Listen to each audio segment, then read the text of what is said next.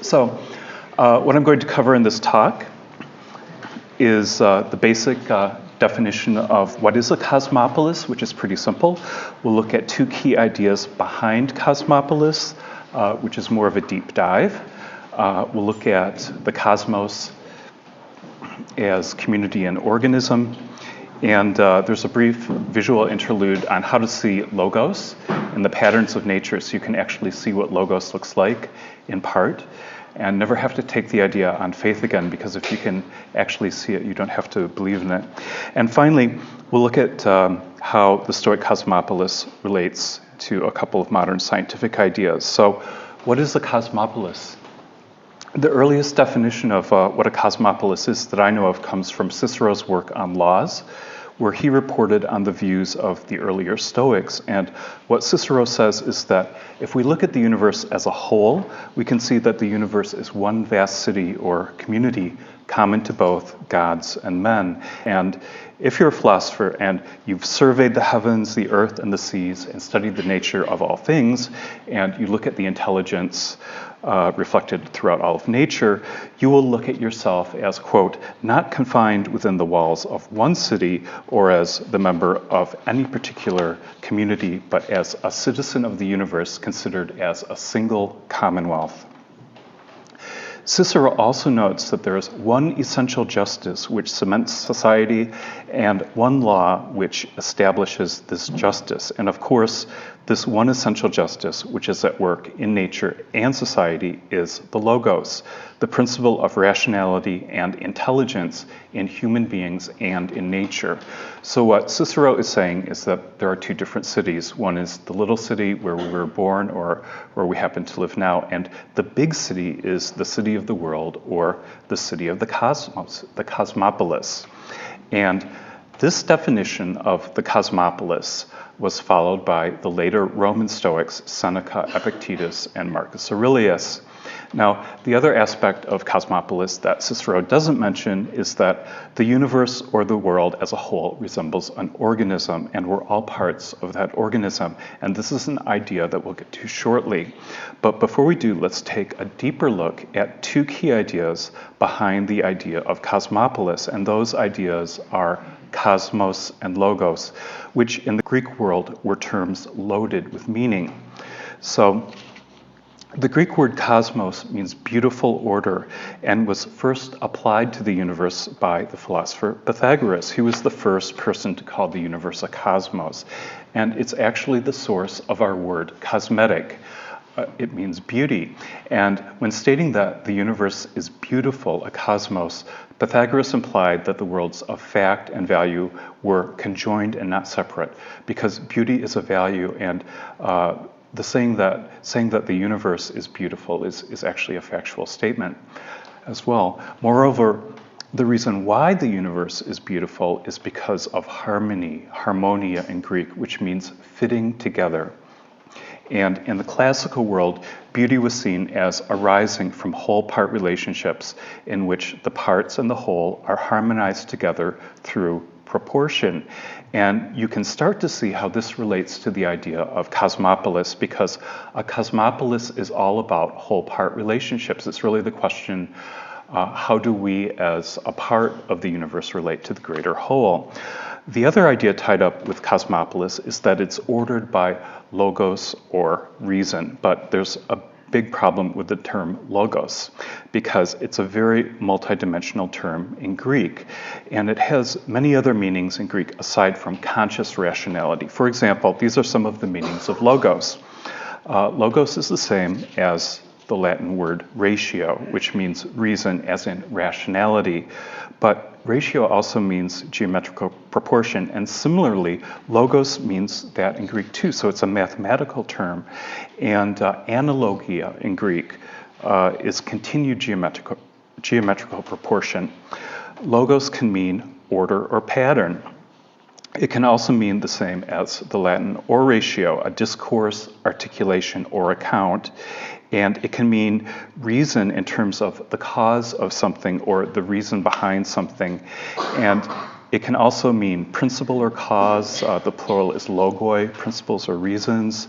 And finally, logos can mean intelligence, both conscious intelligence and unconscious intelligence. And while the Stoics primarily use logos in their ethical writings to refer to conscious intelligence in humans or conscious rationality, which they believe to be unique to humans, it's obvious that the living world is permeated by unconscious intelligence, which the Stoics also acknowledged.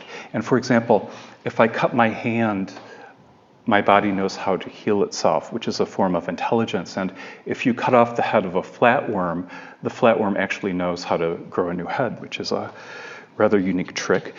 And if you look at the pattern of this ivy leaf, you'll see that while it's not conscious, it uses logos as proportion and logos as intelligence to harmoniously integrate the parts within the overall structure so that it can distribute nutrients throughout the leaf in the most economical way, which also gives rise to beauty. As Epicharmos of Kos said, all living things are intelligent, and plants may not consciously think like we do, but they embody intelligence nonetheless. Also, our normal bodily processes embody intelligence, which our conscious minds are not aware of. For example, our metabolism. And there's an astonishing amount of intelligence reflected in the development of an embryo, which the Stoics identified with logos. But it's not an intelligence that originates in our conscious mind. So for an embryo to develop, it's not dependent upon us thinking about it consciously with our minds. It's the intelligence of the body. So Plato, like the good Pythagorean that he was, taught that the universe was permeated by logos and harmony, which the Stoics would have agreed with. And in the Timaeus, he described the universe as resembling an organism. He said the universe is one whole of wholes and a single living creature that contains all living creatures within it. And there's no question that this kind of thinking inspired the Stoic idea of the Cosmopolis, which the Stoics developed in their own way. But there's no question that Zeno, the founder of Stoicism, was very aware of these ideas because before starting his own school, Zeno spent 10 years studying at Plato's Academy here in Athens. And at some point, Zeno also wrote a book entitled Pythagorean Teachings, which is now lost. So he was undoubtedly interested in these ideas. In fact, the idea that the world resembles an intelligent organism made up of whole-part relationships is one idea that Plato and the Stoics held very deeply in common. And the only real point of difference is that the Stoics saw the entire universe as being physical, including the logos and intelligence. So they rejected the Platonic idea that there was also a non-physical dimension to reality, but otherwise the view was the same. Now, the most beautiful writer on the Stoic Cosmopolis was Marcus Aurelius. And Marcus states, to really understand our own nature, we must understand the nature of the world from which we have emerged. As he writes, without an understanding of the nature of the universe, a man cannot know where he is. Without an understanding of its purpose, he cannot know what he is, nor what the universe itself is. Let either of these discoveries be hidden from him, and he will not be able so much as to give a reason for his own existence. And that's why the study of the cosmos was so important in Stoicism. And as Marcus wrote, he said, always think of the universe as one living organism with a single substance and a single soul, and observe how all things are submitted to the single perceptivity of this one whole. All are moved by its single impulse, and all play their part in the causation of every event that happens.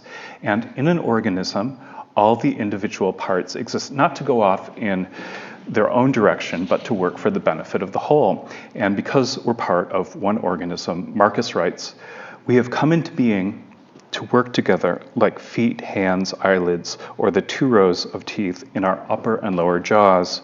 To work against one another is therefore contrary to nature. And Seneca, writing about the same thing, uses an even more beautiful image. He writes, "The universe that you see, containing the human and the divine, is a unity. We are limbs of a mighty body. Nature brought us to birth as kin, since it generated us all from the same materials and for the same purposes, endowing us with affection for one another and making us companionable. Let us hold all things in common as we are born for the common good. Our companionship is just like a stone arch, which would collapse without the stone's mutual support to hold it up." And as Marcus Aurelius writes in a passage reminiscent of modern ecological thought, he wrote, "All things are interwoven with one another. A sacred bond unites them. There is scarcely one thing that is isolated from one another. Everything is coordinated, everything works together in giving form to the one universe. And because we're woven into the warp and woof of the cosmic tapestry, each person is implicated in ever-widening circles and ever larger wholes. So to use modern scientific language, an individual is rooted in human community. Human community is rooted in the greater community of the biosphere. The biosphere is rooted in the living dynamics of the solar system, and the solar system is rooted in the great community of the Milky Way galaxy. For the Stoics, the intelligence of the universe is social, and the world is that supreme city in which other cities are as households. And Marcus writes that the chief good of a rational being is fellowship with his neighbors. And as part of the world fabric, we help to create the social whole. Therefore, our actions should help to complete the life of society. But as Marcus Aurelius points out, this is something that came up this morning, we are not merely parts of the whole, but limbs of the universe. And if we think of ourselves only as parts, we act only out of bare duty and not out of love from the heart of mankind. And because of its emphasis on the universal fellowship of humanity, Stoicism not only inspired Roman statesmen like Marcus Aurelius, but provided the foundation of the early Christian idea of the brotherhood of humanity. And what we can see from all of this is that, according to the Stoics, we're really born to be ethical because we're parts of humanity and united by kinship and universal reason, like the parts of an organism. So we're designed to serve and benefit the whole, or the world community. And so in addition to being united by love, kinship, and friendship, we're also united by mind and reason. And all these factors combined are responsible for our philanthropic spirit, and they're responsible for many of the greatest human achievements. So at its very deepest level, human society is based on relatedness. And real philosophy and real ethics, like we find in the Stoics, is a practice of relatedness. I remember one of my old colleagues in philosophy once saying that philosophy is a practice of relatedness, and that really struck me as being true, and it made an impact on me. Now, I'm just going to spend a few minutes showing how you can actually see logos, intelligence, and whole-part relationships in organisms and the patterns of nature. And of course, the ancient Stoics would have loved this. And it's important because it gives you a glimpse of how logos and intelligence is present in nature and exactly how nature's intelligence works, at least in some ways. And you never need to take the idea of logos on faith if you learn how to actually see it. So this diagram here is a simplified version of the myth in Plato's Timaeus about how the universe was created. And he said this mythical figure, the demiurge, took sameness and difference and mixed them together through the harmonies of music. And so basically, at the top, you have being. And sameness and difference are, they're actually the two most abstract concepts in the entire universe. And everything participates in sameness and difference because sameness is self-identity. So I'm an individual. Because of that, I participate in sameness, self-identity, but I'm also different from everyone else, and that's true of all phenomena. So everything in the universe is like a mixture of sameness and difference. And Plato said that sameness and difference were harmonized together through musical proportion, and that resulted in the birth of the world soul. Well, musical proportion or musical ratios, as you might recall from earlier, ratio is the same as logos. It's a form of logos. So what he's saying is that sameness and difference are united through logos or proportion. And we can see this in living organisms and natural patterns. For example, this nautilus is continually growing. So it's continually unfolding. That's the growth is difference because it's changing from day to day, but it's changing in a way where the geometrical ratio is the same. And so you have sameness and difference, and they're united through geometrical proportion.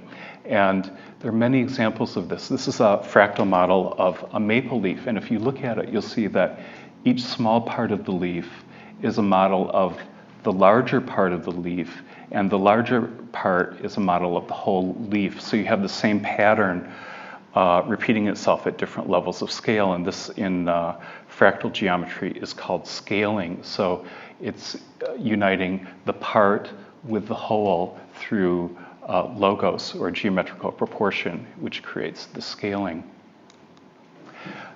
This is a cauliflower, which I cut in half and scanned, and you can see that each little floret, each little part is a model of the whole branch, and the whole branch is a model of the entire cauliflower. So you can see this is all done basically with mirrors.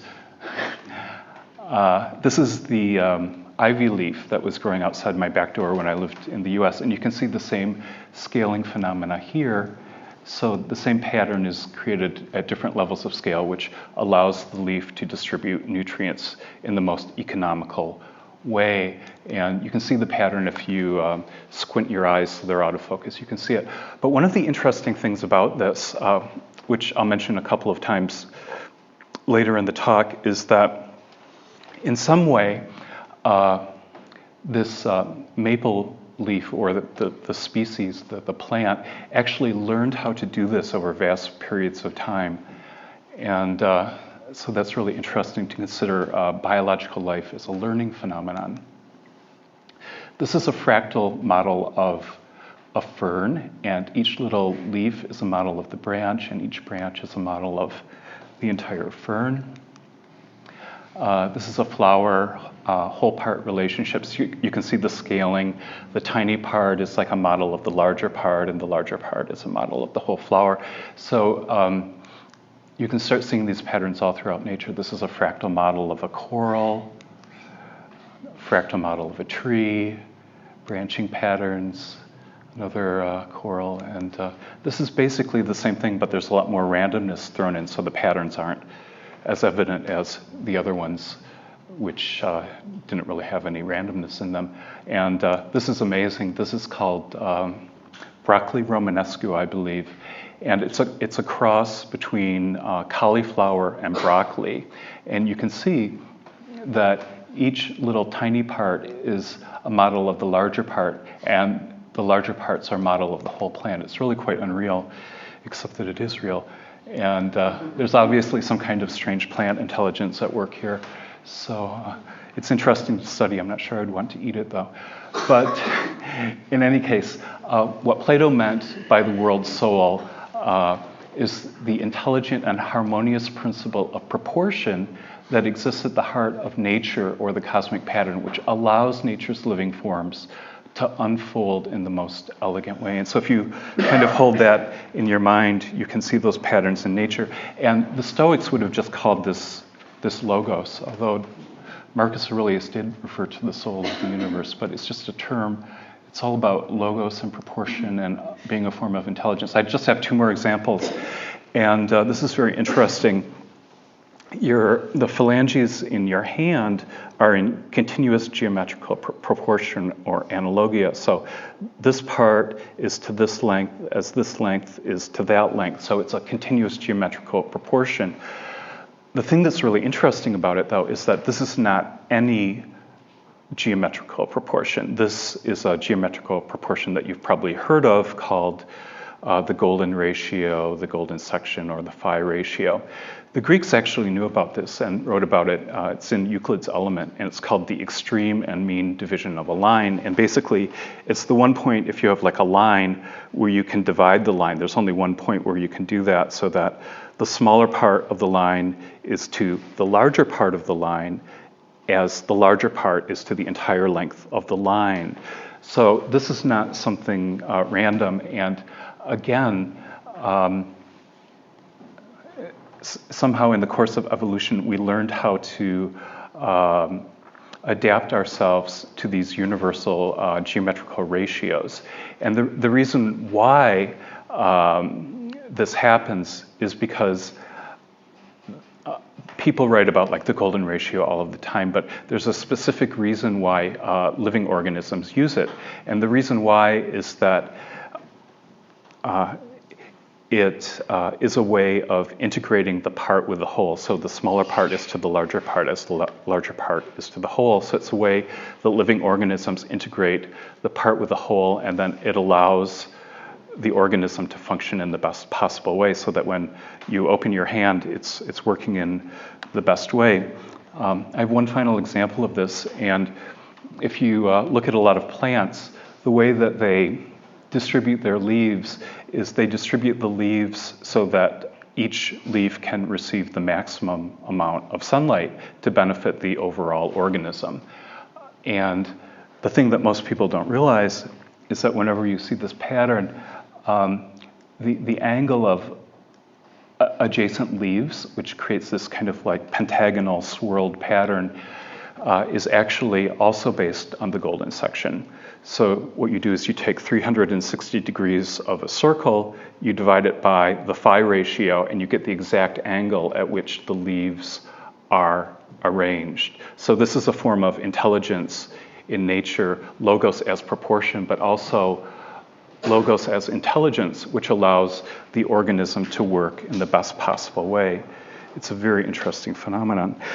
So to wrap up the talk, I just want to talk about how the Stoic idea of the Cosmopolis connects with a couple of modern scientific ideas about community building in nature and the biosphere. And before we get into this section, I'll just briefly mention my book, Restoring the Soul of the World. And it's a history of the idea of living nature and nature's intelligence from ancient Greek philosophy up until the present day. And the book also documents the rise of the mechanistic worldview of the scientific revolution, which pictured the universe as a machine or a clockwork mechanism without any intelligence or life of its own, which the Stoics wouldn't have liked that idea. But it's a worldview that has now actually broken down.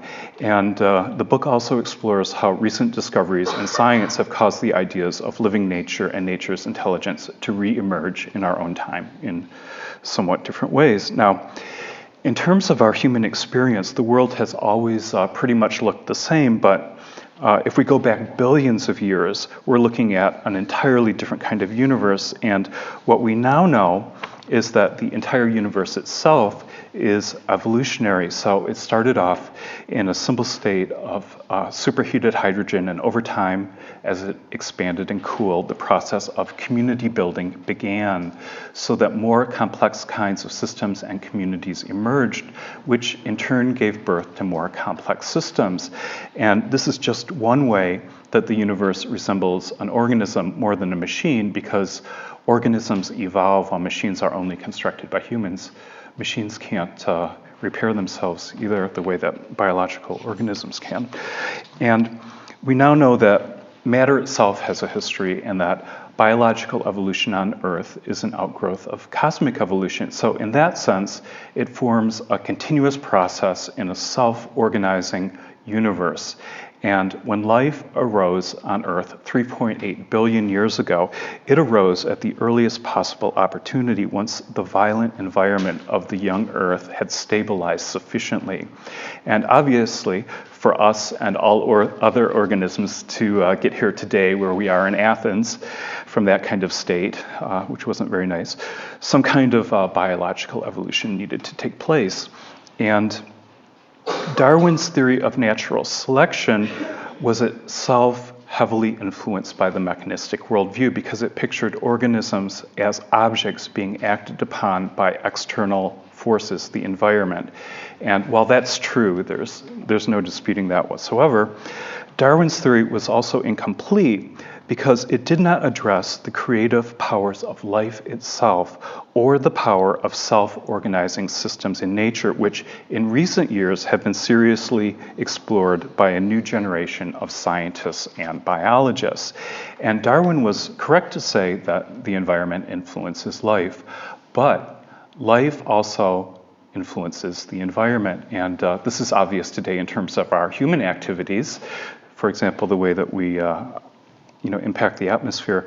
But the most stunning example is seen in Gaia theory, which shows how life and the environment develop together as one co-evolutionary system.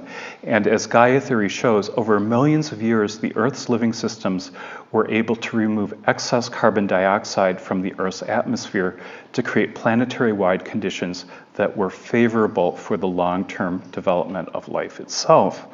And as James Lovelock has shown, like up here, without life on Earth, the atmosphere would contain 98% carbon dioxide, similar to Venus. And the surface temperature of the Earth would be somewhere between 466 and 644 degrees Fahrenheit. And as Lovelock noted, quote, "The evolution of the species and the evolution of their environment are tightly coupled together as a single inseparable process." So this is a coevolution. And another important fact is that for millions and millions of years, the oxygen level in the atmosphere has held steady at 21%, because if there was just a little more oxygen in the atmosphere, there'd be these catastrophic forest fires because the oxygen would cause the fires to burn. And if it was just a little bit lower, all of the mammals like us who depend on oxygen would die off. And in fact, most people don't know this, but a bit over 2 billion years ago, when there were only single-celled organisms on the Earth creating oxygen, they created too much. And there was something known as the oxygen holocaust that happened. You can Google this. So there was too much of a good thing.